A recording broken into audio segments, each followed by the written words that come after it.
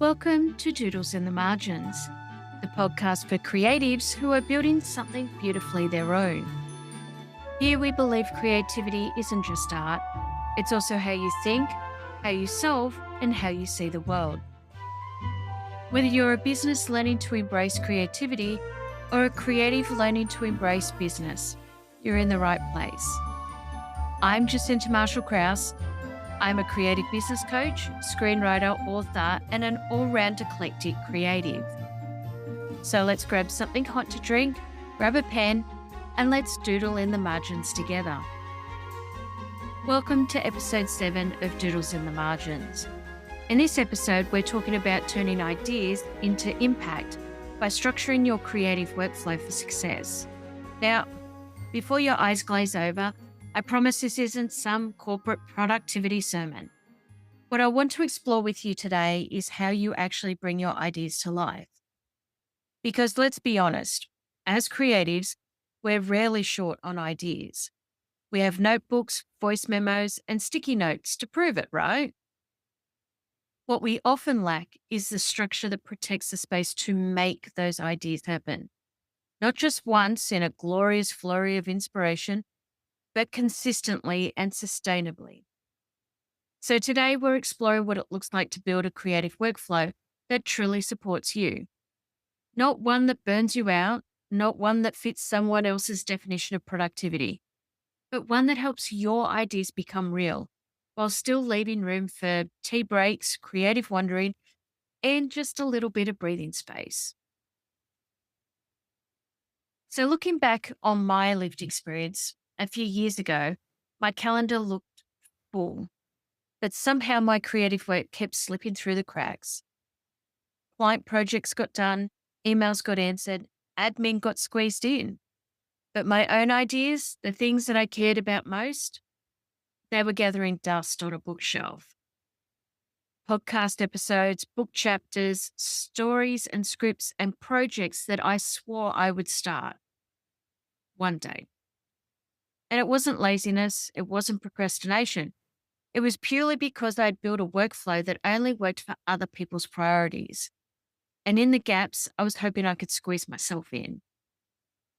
I used to actually joke about the fact that I worked to write, but didn't have time to write because I worked. So eventually, I hit a moment of frustration. I looked at the week ahead and realized I'd protected time for everything else except for my own creative work. I was treating my IP like an afterthought. And boy, that was a wake-up call. Because if I didn't find value in it, if I didn't make space for it, then who would? So let me walk you through 4 little hints and tips that I made that changed the game. Number 1, block time for your creative work like it's a client. You know, you are allowed to put your work first. In fact, your business depends upon it. Start by blocking out a regular time each week just for your creative IP. Call it studio time, deep work, or something that makes it feel non negotiable. And then protect it. Treat it like you would any other commitment on your diary. 2, match your tasks to your energy. Some of us write best in the morning.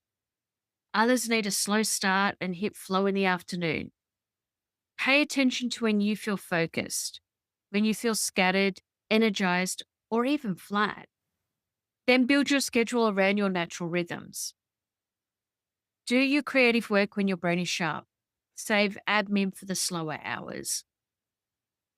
3, use a weekly framework instead of daily to-do lists. To-do lists can get overwhelming very fast. What helped me was shifting to a weekly rhythm. Here's an example. Mondays were for content and planning. Tuesdays for client sessions. Wednesdays for podcasting and IP development. Thursdays for admin or catch up. And Fridays, well, they were for flex time, play, or overflow. It doesn't always go perfectly. I'm going to be 100% honest here. But having a rhythm reduces decision fatigue and makes room for what matters most.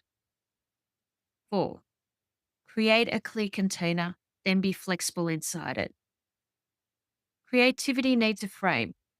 Without it, everything becomes urgent or nothing gets done. So start each week with a container. Define your focus, your priorities, and your protected time. Then let it breathe. Adjust it as it's needed, but keep coming back to that framework, especially when things feel chaotic. So, what works for me? I have a lovely weekly calendar layout. My original one was from Kiki K, and I would do anything to have a reason to visit that store. But now I'm using one from In Perennial, and I hope I'm pronouncing that right, Jasmine, who I met the other week at a book festival in Houston. It's the same layout, which I love. And just for the record, I will be adding their details in the show notes below.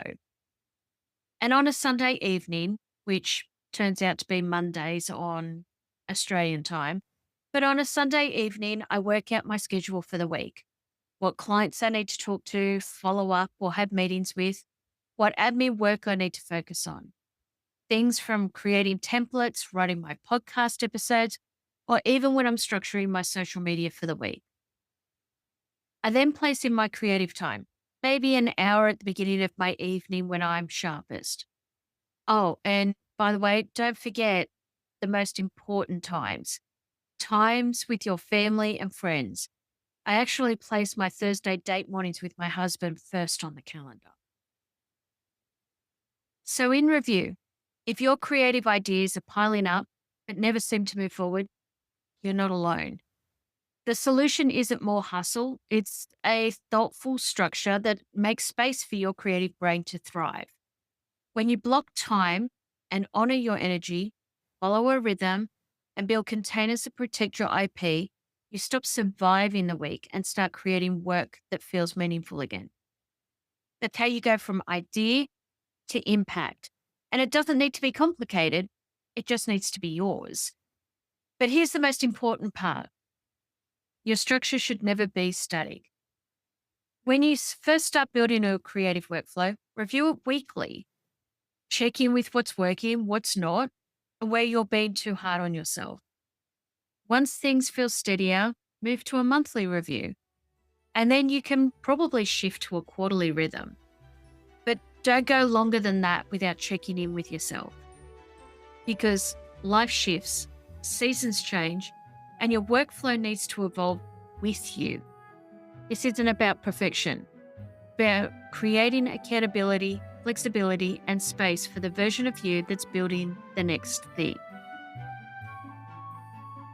Thank you again for tuning in to Doodles in the Margins. Each week, we explore what happens when creativity meets clarity and how to build a business that feels like you. If you found something helpful in today's episode, share it with someone who needs to hear it. Oh, and don't forget to like and subscribe so you don't miss the next episode. And if you're ready to get clearer on your creative business journey, you'll find links and ways to connect with me in the show notes below.